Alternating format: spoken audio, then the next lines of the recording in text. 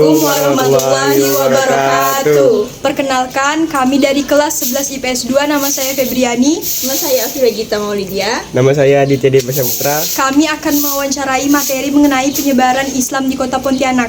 Nah, langsung aja kita ke videonya. Assalamualaikum warahmatullahi wabarakatuh. Waalaikumsalam. Perkenalkan, saya siswa dari SMA Negeri 3 Pontianak. Kami dari kelas 11 IPS 2, nama saya Febriani. Nama saya Aditya Debasa Putra. Kami ingin mewawancarai Bapak. Ustaz Faini. Nah, baik. Materi yang akan kami tanyakan di sini yaitu mengenai penyebaran Islam di Kota Pontianak. Bolehkah kami bertanya, Pak, bagaimana proses penyebaran Islam di Pontianak? Proses penyebaran Islam di Pontianak ini dimulai daripada kita soal Sultan Syarif Abdul Rahman dulu ya. Beliau di biografinya kelahiran di Matan. Berorang tua kan, orang tua ini namanya Habib Husin. Jadi Syarif Abdul Rahman bin Said Husin Al-Qadri. Dan ibunya bernama Nyai Tua di Kerajaan Matan di Tapang. Ketika si Habib Husin ini si Putri Carlamidi, sekarang terkenal dengan nama jalan tuh, Jalan Putri Carlamidi. Itu nama anak daripada Oku dari Menambun, istrinya daripada Sultan Syarif Abdul Rahman. Cikal bakal mendirikan daripada penyebaran Islam dan berdirinya kerajaan Islam di Kota Pontianak. Sebelum beliau itu mendirikan Kota Pontianak, Sultan Syarif Abdul Rahman ini gemar merantau pakai kapal. Setelah kapal bertahun-tahun berpulang dan membawa banyak harta, baru ada keinginan beliau untuk membuka daripada kawasan lebih besar lagi selain di Mempawah kerajaannya, bikin pemukiman baru. Waktu itu membawa ada 14 kapal berlayar di Sungai Kapuas. Berhentilah antara daripada di penghujung arus Sungai Landak dan Sungai Kapuas, dan sekarang namanya Batu Layar. Kali ditembakkan beberapa hari-hari, ketika bajak laut sudah tak ada lagi, lari takutan.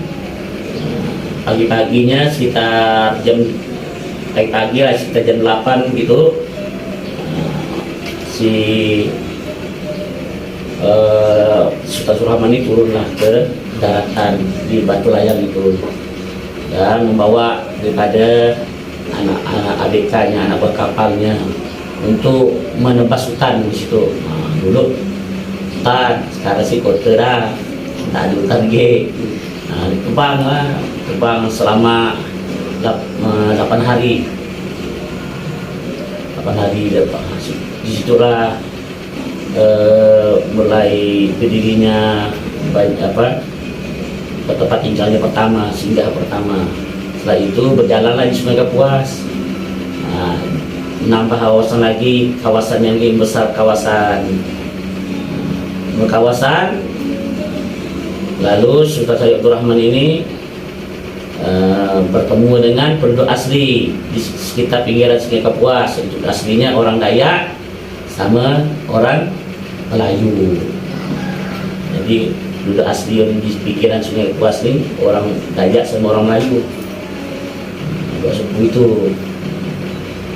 Hubungannya secara sosial masyarakatnya antara Sultan Syarif Abdul Rahman beserta masyarakat setempat kan.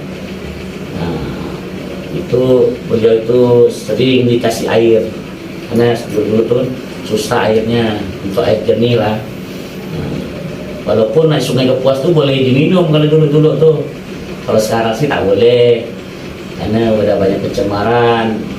Itulah awal cikal bakalnya berdirinya daripada kerajaan Islam, dimulai daripada perluasan daripada kawasan apalagi Baik, pertanyaan yang kedua, apa saja pengaruh Islam terhadap kota Pontianak? Ketika Islam disampaikan oleh Sultan Syed Abdul Rahman, maka banyak pengaruhnya. Pengaruhnya itu dari segi budaya, kan? Dari segi budaya itu di hadrah, terus seni hadrah itu budaya itu sekarang kita lontar. Yang kedua, dari segi budayaannya Maryam Karbit. Nah, begitu awal masa mula tuh penembakan dari tadi itu hantu-hantu tuh. Hantu-hantu itu bukan hantunya maksudnya yang hantu yang didirikannya masjid. Dirinya masjid Jami Sultan Syed Abdul Rahman. Tapi sebelum penembakan daripada pembuatan daripada masjid itu, mereka Sultan Syed Abdul Rahman ini memerintahkan anak buahnya untuk nembakkan di Maryam tuh 2 kali. Tembak pertama itu dari Kang Ramadan nih di seberang sini, jalan Mabunjol tuh, Kang Ramadan Abasir tuh, ditembakkanlah Maryam di situ. Jatuh yang pertama peluru itu jadilah Masjid Jami.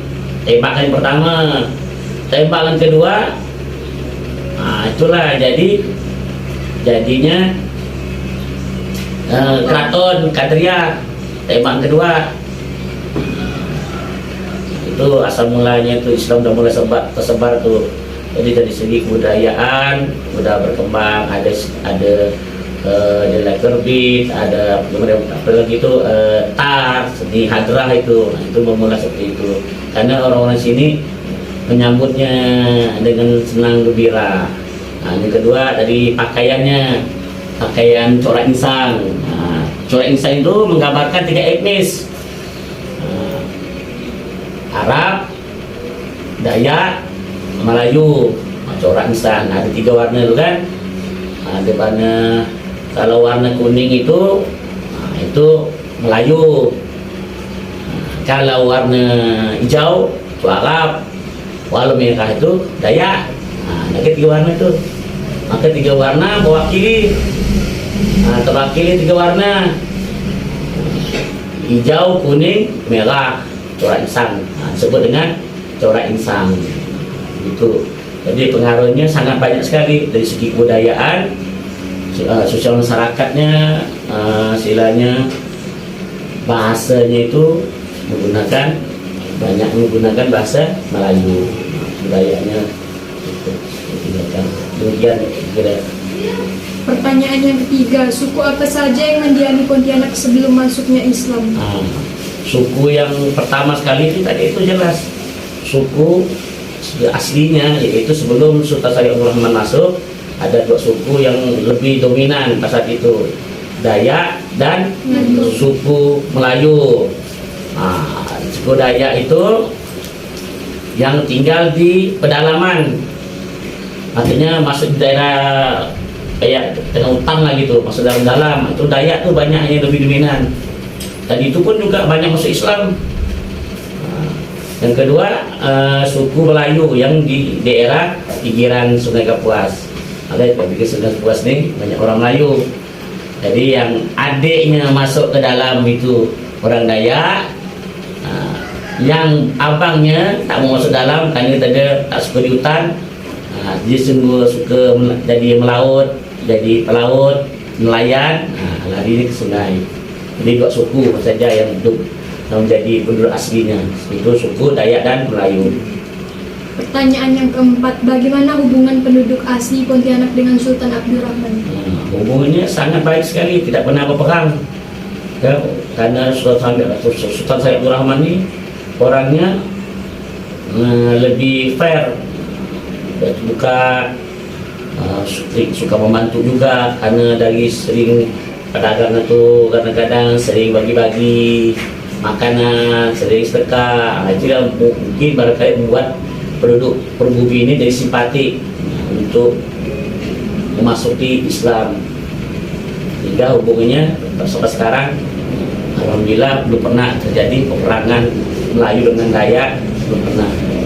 Apalagi orang Arab sama orang Melayu atau berbalik orang Dayak sama orang Arab tak pernah terjadi peperangan atau peperangan secara senjata gitu ya. Kalau live sih biasa lah, tapi per kecil per orang ya. Masa saya kayak kemarin kejadian tahun itu tak pernah, tahun 97 itu tak pernah. Tapi kejadian yang istilahnya perang besar-besar itu tak pernah. Alhamdulillah, dan hubungannya masih bagus, baik hubungan antara Dayak Melayu bersama orang Arab. Sultan Abdurrahman. Walaupun memang Sultan Abdurrahman ini juga asli orang pribumi juga, artinya peranakan dari orang Arab karena bapaknya yang dari orang Arab dan lahirnya di mana, di kerajaan tadi itu di Matan, di Ketapang sana, lahirnya di sana. Jadi Baik, pertanyaan selanjutnya akan dilanjutkan oleh saya, Vila Gita. Untuk pertanyaan selanjutnya, apakah terdapat kesultanan lain selain Kesultanan Qadiriyah di Pontianak? Sebelum kerajaan Sultan Qadiriyah berdiri, sudah ada kerajaan-kerajaan Islam kecil-kecil. Seperti tadi itu kerajaan Mempawah Laut dari Menambun, terus kerajaan Tayan, itu sudah ada. Kerajaan Siak di Ketapang itu sudah ada. Itulah si Sultan Abdurrahman ini menjadi dengan baik kerajaan-kerajaan kecil nih. Tadi itu juga kerajaan Islam itu semuanya tuh. Terus kerajaan Sambas, Amantubillah, itu juga kerajaan Islam juga. Yang didirikan oleh Syafiuddin Syafiullah As-Saleh, Saunan, itu juga ada kerajaan Islam yang kecil-kecil sebelum berdirinya daripada kerajaan Sultan menjadi kerajaan Qadiriyah. Untuk pertanyaan yang nomor 6, jelaskan salah satu masjid yang berdiri dari masa pemerintahan Sultan Abdurrahman. Salah satu masjid yang didirikan Sidi Jami yaitu Sultan Syarif Abdurrahman, yang berada di daerah Peting. Nanti pertama kali yang didirikan. Setelah itu ya, yang tak lama berdirinya masjid Baitur Rahim di Gang Mansir. Itu sejarah juga tuh, dua begitu. Maka sekarang ini yang Masjid Baitur Rahim dengan Masjid kami itu kurang lebih berdirinya.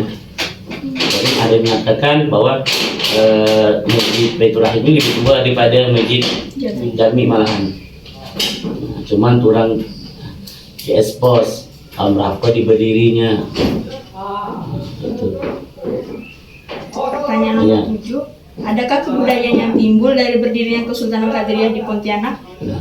Budaya tadi, kebudayaan timbul seperti permainan tar tadi itu, permainan daripada seni hadrah, itu yang biasa keluar dengan Al-Barzanji. Terus silat, silat juga ada dari silat. Terus pantun, kebudayaan tuh kalau bahasa orang kawin-kawin ada pantun tuh, itu suatu kebudayaan tuh. Biasa buat pantun. Itu yang ketiga dari segi pakaian yaitu corak insang. Corak insang itu termasuk kebudayaan yang bergaris-garis, bercorak-corak itu. Itu satu-satu. Terus meriam karbit. Biasanya kalau hari-hari besar seperti tadi ulang tahun Pontianak dibunyikan meriamnya, karena itu mengingatkan dari Mbak Sultan Muhammad ketika beliau baru merapat di pengunjungan daripada Sungai Kapuas atas Belanda yang sekarang namanya Batu Layang pada tahun 14 Rajab 1185 Masehi atau bertepatan tanggal 23 Oktober 1171 Masehi. Baik, untuk pertanyaan yang terakhir, peninggalan dari Kesultanan Qadiriyah kira-kira apa aja sih? Sultan Qadiriyah ini, Sultan Abdurrahman ini kursi masih ada. Terus cermin pecah 1000. Cermin pecah 1000 ini ada makna filosofisnya. Bukan sembarangan cermin pecah 1000 tuh. Artinya arti kita itu sebelum kita menilai seseorang, itu mana filosofisnya. Sebelum kita menilai seseorang, kita pandang pikir 1000 kali. Sebab kalau kita cubit kita sakit, pasti orang tu kita cubit juga sakit, maka pecah 1000. Maksudnya berpikirlah 1000 kali sebelum kita ni menyakitkan orang.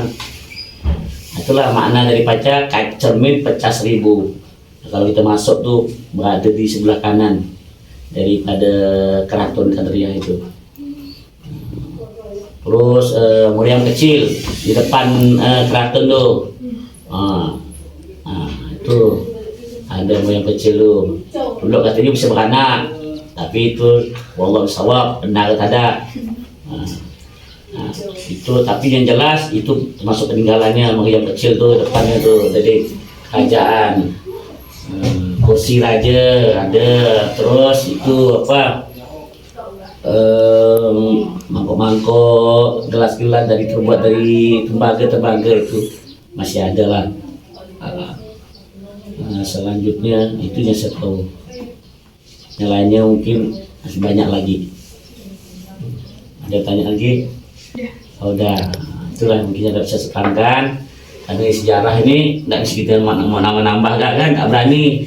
Karena sejarah ini penting bagi anak muda supaya tahu. Jangan sampai Pontianak tidak tahu Pontianak itu apa, dari mana. Itulah Pontianak itu tadi memang maksud dia itu banyak si bajak laut tuh, yang berlarian waktu disinggahi oleh Sultan Abdul Rahman. Itulah dikatakan antu-antu, maksudnya antu-antu itulah jadi pada asal cikal bakal jadi kota Pontianak. Demikianlah yang kita sampaikan, mudah-mudahan bermanfaat. Baik, sekian pertanyaan dari wawancara hari ini. Wassalamualaikum warahmatullahi wabarakatuh. Baik, sekian wawancara dari kami. Wassalamualaikum warahmatullahi wabarakatuh.